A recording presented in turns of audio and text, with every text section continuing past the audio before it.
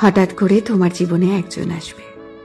সে তোমার কথা বলার সঙ্গী হবে, তোমার সব দুঃখ কষ্ট ভাগ করে নেবে, তোমাকে সাহস যোগাবে, তোমাকে ছোটখাটো বিষয়ে যত্ন করবে, তোমার যত কষ্ট কথা বলার মলম দিয়ে সারিয়ে তুলবে, তোমাকে রোদে পুড়তে শেখাবে, বৃষ্টিতে ভিজতে শেখাবে, দিনের পর দিন রাতের পর রাত তোমার সাথে কথা বলবে, সবচেয়ে বড় কথা তোমাকে নতুন করে বাঁচতে শেখাবে।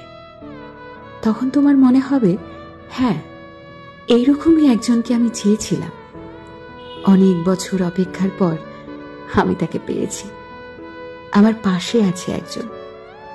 তারপর যখন কথা বলার অভ্যেসটা তোমার বদঅভ্যেসে পরিণত হয়ে যাবে, তখন একদিন হঠাৎ করেই মানুষটা বদলে যাবে, তোমাকে ব্যস্ততা দেখাবে।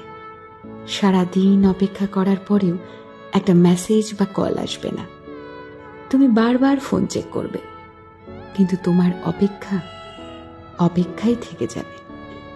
প্রথম প্রথম 2-1 কল করে তোমাকে বোঝাবে সে নিরুপায়, তার জীবনে খুব ব্যস্ততা, তাই সে সময় দিতে পারছে না। এরপর আস্তে আস্তে সব যোগাযোগ বন্ধ হয়ে যাবে, তুমিও বুঝতে পারবে সে আর তোমাকে সময় দিতে পারবে না। তাই তুমিও মেসেজ বা কল করে বিরক্ত করা বন্ধ করে দেবে। যে মানুষটির জন্য একদিন তুমি ডিপ্রেশন থেকে বেরিয়ে এসেছিলে, আবার সেই মানুষটির জন্যই তুমি আরো গভীর ডিপ্রেশনে চলে যাবে।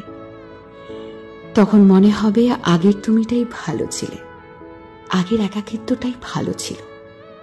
জীবনে একা থাকা খুব সহজ, কিন্তু জীবনে কেউ এসে চলে যাওয়ার যে একাকিত্ব, সেটা বড়ই কষ্টদায়ক।